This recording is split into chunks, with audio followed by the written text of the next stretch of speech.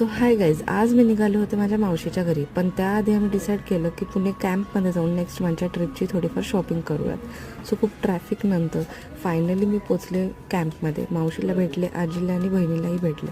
त्यानंतर आम्ही एंटर केला कॅम्पमध्ये. म्हटलं थोडेफार डिझाईन्स बघूयात, काही आवडते का, कुर्तीज, ड्रेस, जीन्स. ही जीन्स आवडली होती पण त्या काकाने बार्गेनिंग करूच दिलं नाही. मग आम्ही गेलो ज्वेलरी शॉप करायला. तिथे एक फिंगर रिंग्स आवडले, ते घेतले. मग आम्ही गेलो बॅगच्या शॉपमध्ये. तिथे हे बॅग आवडले, हेही आम्ही घेऊन टाकले. एवढी सगळी शॉपिंग करून आता निघालो होतो घरी. जाता जाता आम्हाला दिसलं इम्पिरियल बेकरी. खूप ओल्ड आणि फेमस बेकरी.